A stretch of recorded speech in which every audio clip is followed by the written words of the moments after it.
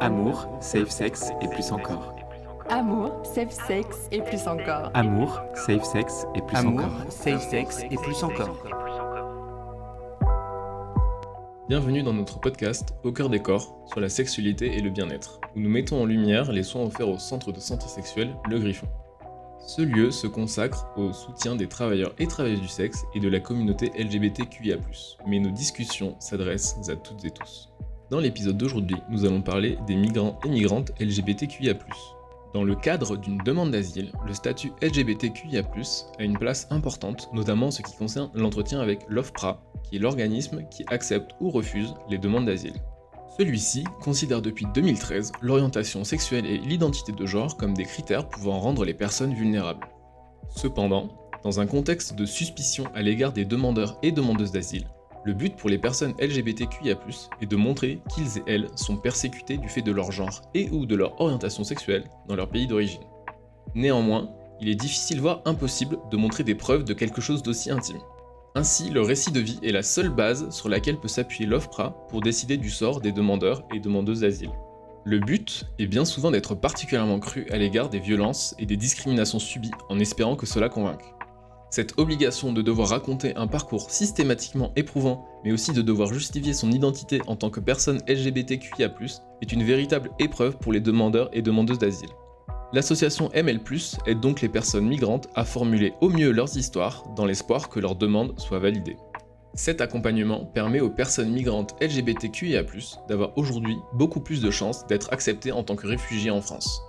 Si le pourcentage moyen de validation des demandes d'asile est de 44% en 2023, celui des personnes qui sont passées par l'association ML+, est de 80% pour la même année. On voit donc que ce type de structure est nécessaire si on veut voir cette demande d'asile acceptée. Pour cette deuxième partie, nous allons nous pencher sur Oumar, qui est suivi par l'association ML+.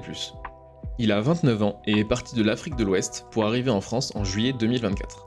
Oumar est aujourd'hui demandeur d'asile et a subi un refus lors de son premier entretien avec l'OFPRA. Il s'est donc lancé dans une procédure de recours qui lui donne droit à un deuxième et dernier entretien pour espérer voir cette demande d'asile acceptée. Lors de l'entretien avec l'OFPRA, le processus de récit, que ce soit celui du départ de son pays d'origine ou celui des persécutions subies, est très difficile. Nous n'allons donc pas le reproduire ici en questionnant son parcours. Nous allons plutôt nous demander comment se passe la vie de Oumar en France, comment il vit son identité d'homme gay et comment l'association lui apporte de l'aide. Il nous décrira aussi comment il vivait sa sexualité dans son pays et quelles sont les différences notables avec la France. Il est maintenant temps de nous plonger dans la vie de Oumar. Bonne écoute!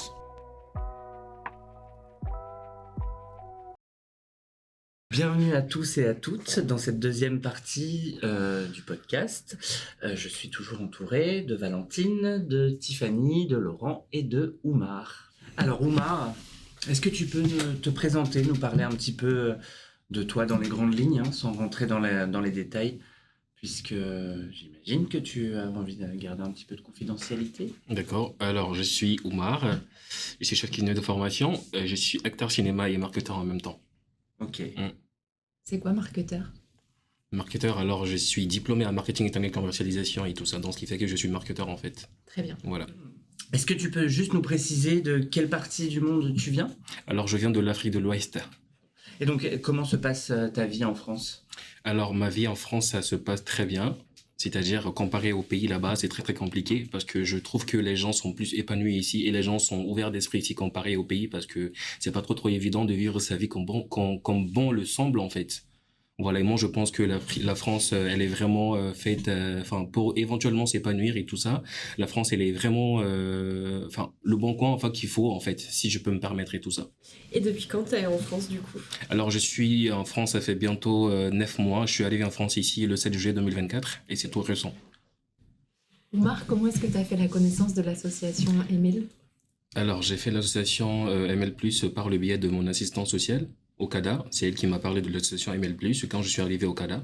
Donc c'est comme ça, j'ai pris rendez-vous avec une de ses membres et tout ça, sur leur email et tout ça. Donc c'est après, ils m'ont répondu que je peux éventuellement venir assister à leur permanence. Et quand je suis venu, ils m'ont bien accueilli. C'était vraiment un accueil très très chaleureux et tout ça. Donc ils m'ont demandé vraiment d'où je viens, de quel pays je venais et tout ça. Donc ils m'ont demandé vraiment aussi ma situation actuelle et tout ça. Donc, je leur ai donné des informations concrètes qu'il faut, et c'est comme ça que j'ai connu l'association ML+. Ok. Est-ce que tu fais encore des choses avec l'association? Exactement, je fais toujours des choses avec l'association, c'est-à-dire les permanences ou bien les trucs sympas, c'est-à-dire les sorties ou bien les promenades, les balades et tout ça, y compris les soirées entre LGBT, on va dire, entre guillemets. Voilà, donc c'est des trucs qui sont sympas et convivial aussi, exactement. Dans le premier épisode, c'est vrai que Laurent nous avait un petit peu parlé de la solitude qu'on pouvait ressentir en tant qu'exilé LGBT Mhm. et de l'importance de retrouver une communauté, une famille. Est-ce que Mhm. ça, c'est quelque chose où Emel a pu t'aider? Ou toi, tu avais ce besoin-là quand tu es arrivé? On va dire que j'avais ce besoin-là parce que au pays c'était vraiment très très compliqué. Même si au pays il y avait vraiment des associations vraiment qui sont pas assez transparentes. C'est-à-dire il y a une association au pays, voilà, qui a été créée, mais les gens en fait se cachent en fait pour éventuellement adhérer les gens quoi. Parce que elle est interdite par l'islam et tout ça, y compris aussi avec la législation, c'est vraiment pas recommandé et tout ça. Donc du coup, quand je suis venu ici en France, dès que j'ai appris la reconnaissance de l'ML+, ça m'a fait du bien en fait, parce que je me dis c'est une famille et tout ça, je pourrais éventuellement retrouver mes semblables en fait. Voilà, donc les personnes qui ont vraiment les mêmes trucs, orientation et sexuelle que moi, donc je me dis je peux éventuellement être épanoui et me mettre aussi à l'aise en fait. Voilà. Se sentir en sécurité. Exactement. Tu te sens moins seul grâce à cette association? Oui, je me sens moins seul parce que éventuellement avec quelques permanences et tout ça, on reçoit pas mal de personnes et tout ça où on se côtoie et tout ça et on se pose éventuellement des questions et tout ça dans l'association. Je pense que c'est quelque chose de très très sympa quoi. Je crois qu'il y a aussi des CADA qui sont réservés pour les personnes de la communauté LGBT+.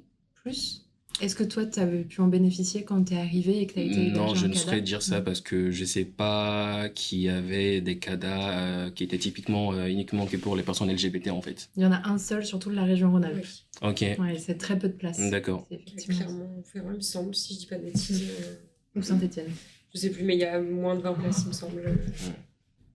Et du coup, ML+, comment ils ont pu t'aider sur ta demande d'asile Parce que là, tu parlais du coup du lien social que tu as pu créer en rencontrant d'autres personnes, en étant là aux permanences et à toutes les soirées et moments de rencontre.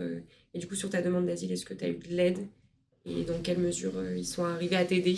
Exactement. Depuis mon premier arrivée, ils m'ont aidé en fait à savoir aussi d'où je venais.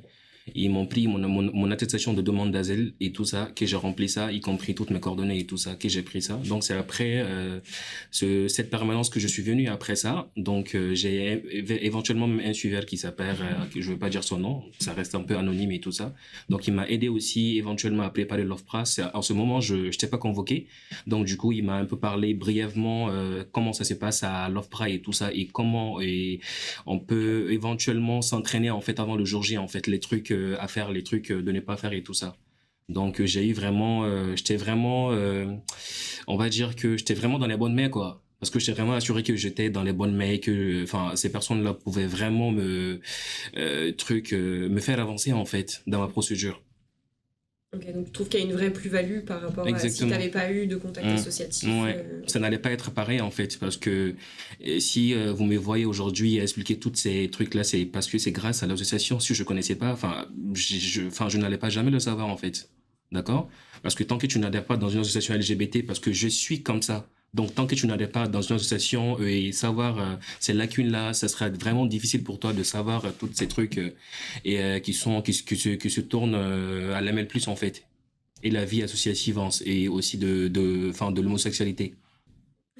Et est-ce que c'est un peu indiscret de te demander dans quelle situation sociale tu es actuellement? Amoureuse, logement, travail, argent? Tu n'es pas obligé de répondre à tout. Alors, je suis en couple actuellement. Bravo. Voilà, je suis en couple. Comme je le disais tantôt, je suis hébergé au CADA, en Bourg-en-Bresse. Ouais. Et du coup, côté travail, je travaille pas actuellement parce que je suis pas en mesure de travailler, parce que je suis pas apte en fait à travailler parce que vu que j'ai pas un titre de séjour, donc ce qui fait que je travaille pas. Ok. Voilà, mais quand même, je mène des petites activités telles que le sport, la salle de sport, éventuellement aussi, de temps en autre, je vois régulièrement aussi mon partenaire et tout ça. Voilà, donc ce qui fait que ça me passe plus de temps que de rester enfermé dans la bulle. Au niveau des CADA, vous avez des activités qui sont prévues ou tu fais toi des activités en Non, dehors, souvent, tout seul souvent au CADA, on a des activités comme des petites, enfin comme des tam-tams quoi. C'est-à-dire jouer des tam-tams ou bien les petites percussions et tout ça. Donc souvent aussi, on fait ça aussi quoi. Des trucs sympas, on va dire. Mais c'est Ok. très minime, on va dire. Ok. C'est très très Vous minime. n'avez pas de grosses activités Non, prévues, c'est très très minime. c'est plus en personnel que derrière vous faites des Exactement. activités. Donc c'est à toi vraiment de créer ton activité à toi-même parce que c'est pas trop évident aussi quand on est demandeur d'asile aussi rester tout le temps dans la chambre, mais il faut vraiment que même si tu pars dans les trucs pour éventuellement lire les bouquins et tout, ça te fera du bien ou bien faire une activité sportive et tout ça. Ça te fera changer en fait, mais une fois que tu es toujours enfermé dans la chambre, c'est pas bon en fait. Voilà, non seulement tu restes intact, tu vas pas changer d'idée et tout ça et tu seras constant en fait quoi. Rien ne va changer en toi. Parce que c'est une situation vraiment très dérisoire. Savoir aussi qu'on est demandeur d'asile, c'est pas trop évident parce que toutes les situations ne sont pas réunies. Voilà, tu travailles pas. Je suppose les personnes qui n'ont pas de copains, je sais pas comment ils le font et tout ça. Et du coup, sexuellement, c'est pas trop facile aussi quoi. Et psychologiquement aussi, c'est pas trop bien. Est-ce que dans les CADA, vous avez des chambres, vous êtes tout seul ou c'est plutôt des dortoirs Dans le CADA où toi t'es Exactement, on est tous seuls au CADA. Ok. Et tout le monde a sa chambre et tout ça. Et est-ce que tu sais combien de temps ça peut durer cette période de demande d'asile, le temps de l'instruction? Ben, je pense que ça va pas durer encore parce que je suis en procédure normale. Je suis éventuellement passé à l'OFPRA et tout, mais malheureusement, j'ai eu une réponse défavorable et tout ça, dont j'ai demandé recours aussi à la CNDA. Donc, ça a été envoyé. Donc, je reste à l'attente et éventuellement pour éventuellement avoir aussi une nouvelle convocation. Voilà, c'est-à-dire quand on fait le demande de recours, il faut éventuellement s'attendre au moins un 5 mois ou 6 mois pour qu'on te convoque le temps de très bien traiter tes documents, quoi. Voilà. Parce qu'il se peut que tu peux apporter aussi des trucs, des justificatifs et tout ça, des nouveaux justificatifs. Donc, ça te demande vraiment le traitement de tes dossiers pour éventuellement être convoqué à la CNDA. Donc, c'est là où on en est vraiment. Est-ce que tu as eu un motif de rejet? On t'a expliqué pourquoi ta demande avait été rejetée? Exactement, il y avait quelques parties qui n'étaient pas trop transparentes, c'est-à-dire il y avait quelques dates que j'avais déjà en cœur, mais je parvenais pas à le dire parce que j'étais trop stressé. D'accord? Donc c'est quand je suis sorti de l'OFPRA que je me suis rendu compte que bah oui, il y avait quelques parties que j'ai pas dit, telles que les dates en fait. D'accord? Et aussi quand j'étais au pays, j'étais en relation avec une personne et tout ça, donc ça s'est apparu vague en fait. D'accord? Donc c'est dans cette manière, ils ont rejeté que j'ai pas été cohérent, j'ai pas donné des arguments solides, voilà. Mais moi, en tant que tel, je m'attendais vraiment pas à ça. C'est quand je suis ressorti de l'OFPRA, je me suis rendu compte que voilà, j'ai fauté en fait et j'ai pleuré depuis ce jour-là. Donc c'était vraiment triste, mais après je me suis ressaisi quand ils m'ont envoyé la réponse défavorable. J'ai pris vraiment le temps de bien lire constamment et tout ça, c'est-à-dire éventuellement lire aussi les parties très importantes dans leur motif de refus pour éventuellement travailler là-dessus parce que c'est très important. C'était pas toutes les parties, mais c'était 2 points ou 3 points vraiment très importants quoi. C'est-à-dire mon agression au pays et aussi avec la relation avec mon partenaire et tout ça. Il y a aussi, je suis issu d'une famille musulmane et tout. Ça s'est un peu expliqué, de manière brève quoi. Donc c'est juste ces 3 aspects-là, qu'ils ont évoqués. Et du coup, j'avais une petite question aussi pour Laurent. Est-ce que dans ces entretiens, il n'y a pas possibilité d'accompagner les personnes? En l'occurrence, au cas où il y a des oublis de dates, de faits, c'est un peu comme un avocat, non? Pour ce qui est de l'OFPRA, il y a certaines associations qui ont l'habilitation pour assister à l'entretien de l'OFPRA. Donc, pour faire une demande, nous, on ne l'a jamais faite. Il y a peu d'associations qui ont ce type d'habilitation, mais on est autorisé à ne rien dire. Ok. C'est juste acte de présence. Voilà. Et pour ce qui est de la CNDA, on peut assister à l'audience, sauf s'il y a une décision de faire une audience à huis clos. Mais pareil, si on fait partie de l'audience, enfin du public lors de l'audience, on a le droit de rien dire. D'accord. Juste une présence physique pour rassurer les Oui. gens, par exemple. Oui. Ok.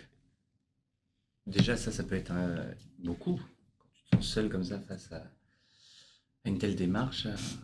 Bah oui, c'est très très compliqué. Hein. C'est très très compliqué parce que quand on n'est pas vraiment. Déjà, j'ai pas ce trac de venir parler devant les auditeurs ou bien devant les juges. Mais souvent, quand on est stressé, parce que surtout en face de. Si c'était une personne, oui, mais 3 personnes. Ouais, dans Avec une langue en plus, la langue Exactement, qui n'est pas la tienne, ouais. exactement. Donc, c'est des trucs vraiment qui sont pas très bien, quoi. Bien vrai que je maîtrise très bien la langue française, mais la langue française, elle est un peu complexe, on va dire. Donc, même les Français, font souvent des petites fautes et tout ça. D'autant plus que moi, je suis de nationalité, entre guillemets. Voilà, donc c'est pas trop évident. Bah, je me dis, à l'oral, on oublie les choses avec le stress. Mhm. Est-ce que d'avoir tout écrit à l'avance et le lire, Mhm. ça peut être... Est-ce que c'est autorisé, par Ça, exemple? c'est pas, pour moi, à ma guise compréhension, ça, c'est pas bien. Parce que les juges vont te dire que tu maîtrises pas ton histoire, en fait. Parce que toute histoire qui est maîtrisée, c'est ton histoire à toi. Et tu n'as pas besoin de l'écrire, en fait. D'accord? Moi, c'est ma guise compréhension. Hein. Tu n'as pas besoin de l'écrire et tout ça. Parce que c'est ton histoire. Tu dois te l'axer. Tu dois dire comment ça s'est passé, les événements que tu as reçus et tout ça. Donc, tu dois vraiment être apte, en fait, à expliquer tous les trucs, les coins et les recoins, en fait. Tu vois, même s'il te pioche des questions, mais il faudra vraiment être attentif, d'écouter les questions et éventuellement et aussi répondre aussi. Voilà, moi je pense que avoir la réponse sur une fiche, ça sert à rien, franchement. Carrément rien. On entend beaucoup parler du récit de vie. Du coup, le récit de vie, tu le fais à l'oral pendant cette séance ou c'est quand même quelque chose qui est envoyé au préalable avant justement l'instruction par l'OFPRA? En fait, à ton arrivée, ton récit de vie, tu le fais toi-même. C'est parce que en fait, il y a des gens qui le font, qui prend un récit de vie de toi en fait. C'est-à-dire c'est pas le mien en fait, c'est pas mon histoire. Je veux pas savoir en fait le contenu de cette histoire en fait. D'accord? Il y a beaucoup de personnes qui le font et moi je me dis c'est déconseillé. Même si vraiment c'est une petite histoire et tout, moi je pense que tu l'écris parce que ça t'appartient. Donc tu pourrais éventuellement dire des arguments, même si on te pose des questions et tout, tu pourras répondre convenablement parce que c'est ton histoire. Ça t'appartient en fait. D'accord? Donc, et quand on envoie aussi ton histoire et tout, on le traite dans un bref délai. Parce que moi, quand je suis venu, j'étais en procédure normale et tout ça. Je suis venu le 7 juillet et je suis passé à la préfecture le 17. Et du coup, on m'a mis le 1er août au CADA. Donc, pour moi, ça a été très, très vite en fait. Et j'ai été convoqué le 7 janvier. Et j'ai eu ma réponse le 21 février. Donc, c'était très, très rapide. D'accord? Mais moi, je pense que le mieux, c'est vraiment avoir une histoire propre à toi, une histoire qui a été faite par toi, en fait, qui est d'aller chercher une histoire de quelqu'un d'autre, en fait, parce que ça sert à rien. Ça peut rien t'apporter, ça peut vraiment que te trouiller dans la bordel, en fait, dans la merde. Donc, je conseille vraiment pas ça. Je le conseille. Et au niveau des dates, tu disais que tu es arrivé mi-juillet, c'est ça? Je suis arrivé ici en France le 7 juillet 2024. Et tu as été placé au CADA début août? Le 1er août, je suis passé au CADA, mais bien avant ça, j'étais en hébergement d'urgence à Rive-des-Gier. Donc j'ai fait à peu près une semaine là-bas. Okay. Donc c'est après on m'a affecté ici à Bourg-en-Bresse. Voilà, donc je suis arrivé là-bas le 1er août 2024. Okay. Pour les lieux d'affectation, justement dans les CADA, il y a de la place où on vous met du coup dans ce CADA-là où il y a quand même un peu... des propositions? Des propositions parce que mon assistant social de Rive-des-Gier était vraiment pressé que je quitte là-bas. Parce que bien évidemment, c'était vraiment dans des conditions très dérisoires en fait. Parce que tu peux avoir une petite chambre où vous êtes 4 ou 5 personnes, 5 ou 5 personnes. Donc tout le monde a besoin de son intimité. Et du coup, elle était vraiment, à chaque fois je partais me plaindre et tout ça.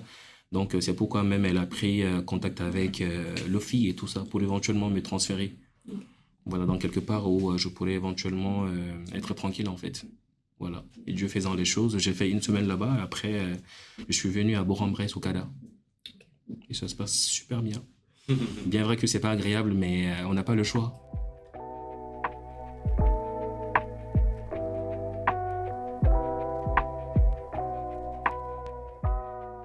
Et Et du coup, quand tu passes justement ce fameux entretien avec l'OFPRA, ça se passe comment? On est d'accord que c'est à Paris, c'est ça?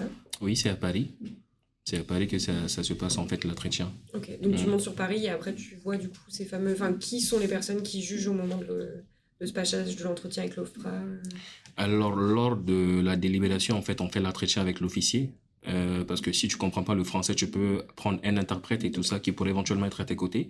Mais moi, l'interprète, en fait, souvent, les interprètes, ils font pas très bien leur travail, en fait. Parce que souvent, tu peux dire quelque chose, mais tu dis pas ça, mais l'interprète, en fait, change, en fait. Et toi, tu comprends pas, en fait.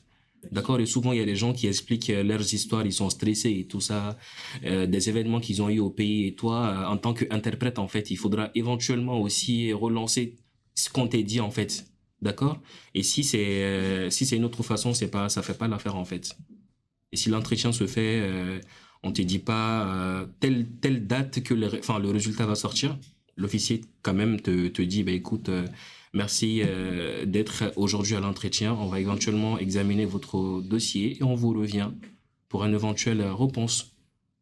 Voilà. Mais je pense que la décision, je pense que c'est le directeur qui prend la décision, quoi. Ils feront écouter vos conversations, tes dits avec ton histoire, s'il y a une certaine cohérence et tout ça, si tu n'as pas fauté. Voilà. Du coup, comment t'as su qu'il y avait justement cette spécificité, comme on parlait sur le premier épisode, pour le public LGBT dans le cadre de la demande d'asile? Est-ce que c'est ton assistante sociale qui t'en a parlé? Est-ce que c'est des gens au CADA qui t'en ont parlé? Ou t'étais au courant? Quand je suis arrivé, c'est mon assistante sociale en fait qui m'a parlé parce que déjà elle avait déjà mon histoire et tout ça. Donc c'est elle qui m'a proposé, bah écoute, telle personne, il y a une association quelque part et tout à Lyon, donc je te donne l'adresse, tu prends rendez-vous avec eux sur le mail parce que j'ai pas leur numéro et tout ça. Donc c'est en ce moment je leur ai envoyé un mail, ils m'ont répondu en disant que je pourrais éventuellement venir à une de ces permanences et tout pour l'assistante et tout ça. Donc c'est quand je suis venu, en fait, on a pris toutes mes coordonnées et tout ça et m'expliquer aussi comment l'association marche, en fait. Voilà. Et est-ce que maintenant t'es bénévole du coup chez ML+? Je suis pas bénévole en tant que tel. Mais je participe quand même, comme je vous ai dit tantôt, je participe quand même aux permanences et tout ça. Et à des trucs sympas, c'est-à-dire soit les soirées, mais c'est très minime en fait. Parce que comme moi je suis pas ici à je suis pas à Lyon, donc je suis à Bourg-en-Bresse. Donc du coup ils peuvent avoir des moments où tu n'es pas apte en fait à être sur place, ou bien souvent tu as des petits trucs et tout. Voilà. Soit tu as des rendez-vous à faire, ou soit tu as des trucs, des rendez-vous très très importants à faire. Donc ce qui fait que tu peux pas tout le temps être constant en fait. Aux choses festives en fait de l'association quoi. Et sur Bourg-en-Bresse, t'es aussi, il y a une asso dans laquelle tu es ou pas du tout? Il y a une association là-bas, mais je suis pas intégré là-bas. J'ai laissé là-bas parce que pour moi ça m'apportait rien en fait. Ça m'apportait rien parce que je suis déjà rentré dans l'ère compte sur Instagram et tout ça, et c'est pas des trucs instructifs pour moi parce que tout ce que je fais, je vois le pour et le contre en fait. Parce que rentrer dans quelque chose qui m'apporte rien à moi, c'est des choses vraiment qui me déplaisent. Voilà, parce que moi j'aime toujours les trucs qui sont instructifs en fait, là où tu peux éventuellement apprendre. Et moi je peux dire que grâce à ML+, aujourd'hui, j'ai connu beaucoup de choses, j'ai su beaucoup de choses que je connaissais pas avant. Et ça m'a permis aussi en fait de valoriser aussi mon homosexualité sexuelle en fait. Du coup, j'avais une question sur la demande d'asile. Est-ce que tu trouves que c'est quelque chose qui est assez facilité en France, ou au contraire que la lourdeur administrative, comme on la connaît en France, pose quand même problème en termes de demande d'asile? Bah, ici, en termes de demande d'asile, moi, je pense que c'est facile si tu connais des gens, si tu as des connaissances, bien évidemment, parce que si tu t'intègres dans un pays où tu connais pas, parce que déjà, tu n'es pas français ni rien.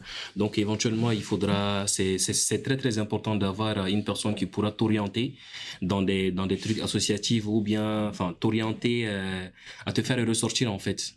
Parce que quand on vient ici, on connaît rien, on est novice et tout ça. Donc, il faut que vraiment tu prennes des renseignements vraiment très concrets auprès des personnes qui connaissent vraiment le milieu, quoi. Moi, je pense que ça, c'est très, très important. Depuis que tu es en France, tu as eu l'occasion de pouvoir prendre soin de ta santé sexuelle. Est-ce que c'était le cas quand tu étais au pays? Est-ce que tu avais un accès facile au dépistage ou à des consultations de santé sexuelle? J'ai toujours pris soin de ma santé parce que pour moi, la santé, c'est la première fortune de l'homme et tout ça. Et moi, je pense qu'on ne doit pas badiner là-dessus et tout ça.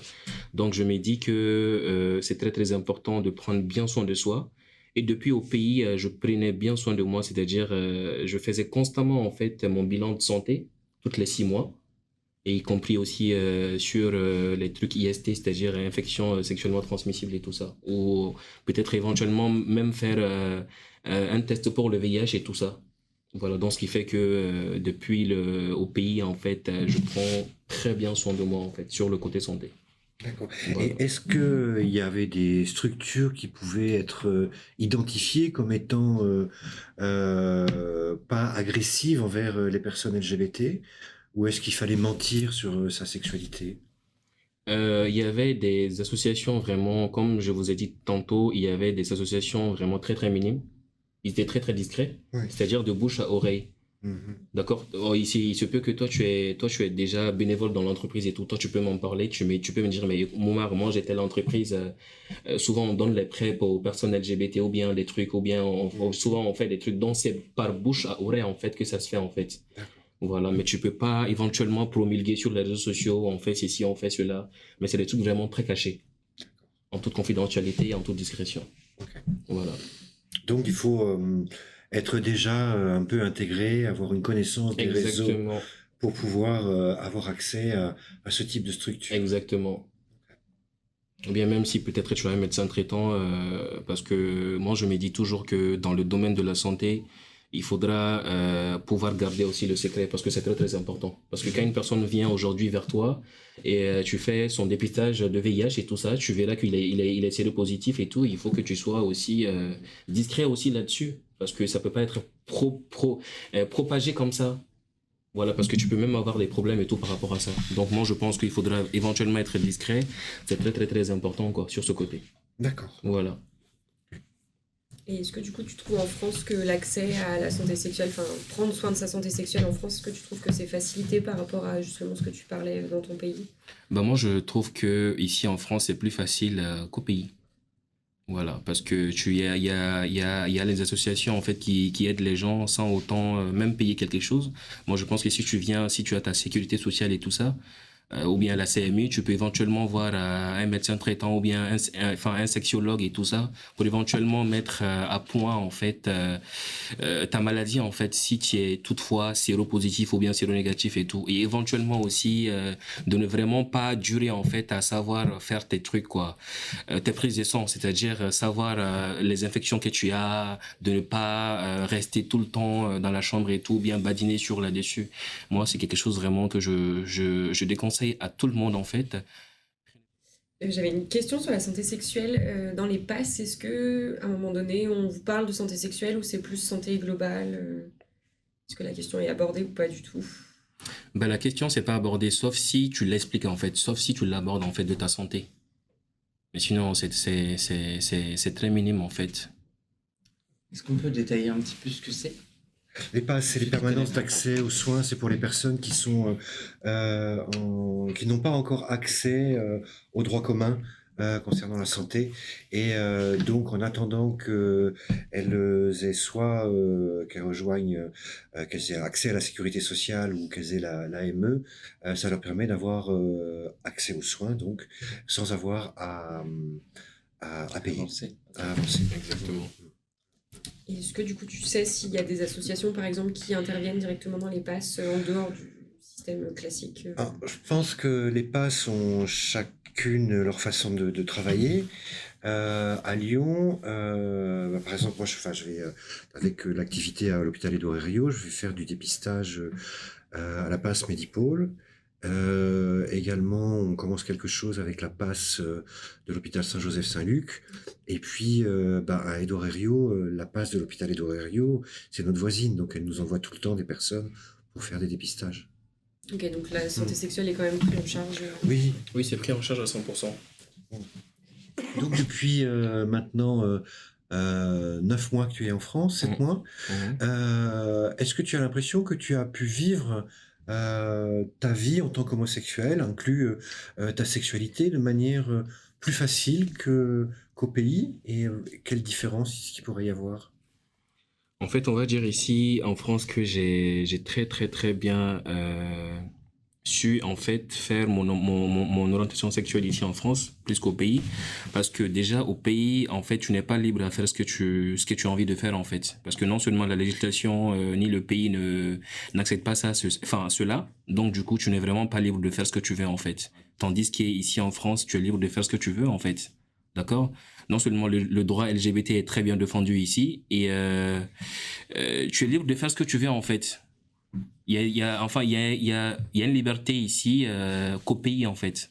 D'accord? Parce que là-bas, tu es coincé, tu te caches pour éventuellement faire tes petites bêtises et tout ça, parce qu'une fois que en fait, on va savoir et tout, parce que tu es vraiment condamné à mort et tout ça, donc il faudra vraiment faire très très très attention à ça. Tu as connu toi-même Je l'ai connu, ouais. des gens qui sont morts? Exactement, je l'ai connu moi-même en fait. Donc j'ai été victimisé comme ça aussi, dans la rue, dans ma famille, j'ai été rejeté et tout ça, par ma famille parce qu'ils étaient contre ça. Parce que je suis, comme je vous ai dit tantôt, je suis issu d'une famille très très musulmane et tout ça. Mais actuellement, je suis plus pratiquant parce que je me dis que je suis en contradiction avec le Coran et tout ça. Et pour eux, en fait, l'homosexualité, c'est un blasphème, en fait, c'est un péché. Pour moi, en fait, je suis comme ça, en fait. Parce que moi, je me dis, en fait, je vis ma vie comme bon me semble, en fait. Parce qu'il y a beaucoup de personnes qui font l'amalgame entre les choses. Ils vivent pour les gens, en fait. Et moi, je suis pas ce genre de personne, en fait. J'ai cette ouverture d'esprit, je me dis, je vis pour moi et pas pour les autres. Tu m'acceptes, tu m'aimes pas, il n'y a pas de problème. Mais il y a d'autres personnes qui vont toujours m'aimer, en fait, comme je suis. Donc, en tant que tel, vivre sa vie homosexuelle au pays, c'est très, très difficile. Très, très difficile, parce que même si on voit que tu es efféminé ou bien tu es quelqu'un de un peu tordu et tout ça, on fera appel aux jeunes du quartier, en fait, dont tu seras vraiment agressé et tout ça. Et moi aussi, j'ai été victime aussi de ça aussi. J'ai été agressé aussi, oui, au pays et tout ça, sans savoir comment faire ni réagir face à tout cela, en fait. Et puis surtout Donc, en sachant qu'il n'y aura aucune représailles derrière, puisque c'est toi qui es fautif. exactement. Parce que même tu te dis enfin tu vas porter la plainte, tu vas porter la plainte à qui? Parce que si tu portes la plainte et qu'on convoquait ces gens-là, ils allaient dire que tu es homosexuel. Il suffit qu'ils disent ça en fait et que le tribunal te condamne à mort. Donc tu es foutu à jamais. Donc le mieux c'est de ne parler à personne, parce que déjà ma famille était contre moi. Mon grand frère m'avait laissé, mon père il m'avait laissé, toute ma famille. Donc je me dis je le garde pour moi-même en fait. Donc c'était vraiment chaud pour moi. Je me dis écoute Omar, il faut que tu cherches vraiment une solution pour éventuellement quitter le pays, mais sinon c'est exactement pour vivre ta vie. Mais sinon tu es foutu. Et alors, justement, maintenant d'être en France, quel goût ça a d'être libre et de se sentir en sécurité? Je me sens en sécurité ici comparé au pays, parce que comme je vous ai dit, les gens sont très très ouverts d'esprit ici. Très très ouverts d'esprit ici, et on a tendance aussi à mettre les gens ici à l'aise en fait plus qu'au pays là-bas, parce que les gens déjà c'est un pays islamique, voilà, et généralement les pays islamiques condamnent ça. Et même éventuellement aussi, on a pris des décisions en fait pour l'interdiction en fait de l'homosexualité dans le pays en fait. Parce que maintenant, quand on te prend, on te tue en fait, ou bien tu fais la prison. Donc je pense que cette décision a pris tout récemment. Je pense que ça fait 2 ou 3 mois à peu près, si je dis pas des bêtises et tout ça.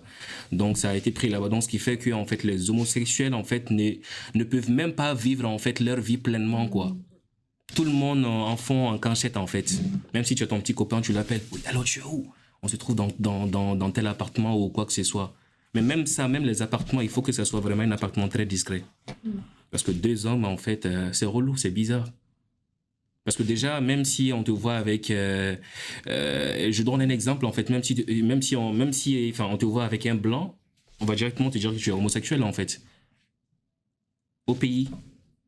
Parce que pour eux en fait un black n'a pas droit en fait à flinguer avec un blanc quoi. D'accord? Donc quand on te voit traîner avec un blanc seulement, on va dire que celui-là c'est un homosexuel, c'est un PD. Donc il n'y a pas de connotation ni rien, on cherche rien, on dit ça, tu es comme ça, tu es comme ça. Voilà. Et souvent il y a les gens aussi qui traquent les gens via sur les réseaux sociaux, qui se font passer pour les personnes, mais en temps c'est des policiers en fait. Via sur les Grindr, les Snapchat et tout ça, les Instagram, c'est vague maintenant. Voilà, donc ce qui fait qu'il faudra pertinemment faire attention en fait au pays. Mais Dieu faisant les choses, je suis ici, j'ai pas ce souci-là, je vis pleinement ma vie comme bon me semble, parce que je me dis, Ici, C'est le pays de l'amour. exactement, c'est un pays de l'amour et tout ça. Donc, d'où les gens sont épanouis, ne sont pas stressés et tout, et ne sont pas frustrés aussi. Voilà, donc, ce qui fait que, en fait, maintenant, je fais ma vie pleinement, en fait. Et je suis très, très fier de l'homme que je suis devenu maintenant. Voilà, parce que j'ai vraiment eu des moments vraiment très, très sombres dans ma vie. Ça n'a pas été facile. Ça a été très, très dur. Mais je me dis, à cœur vaillant, rien n'est impossible, en fait. Quand on veut quelque chose, on peut. Donc, c'est comme ça mon petit parcours, voilà, de ma vie homosexuelle.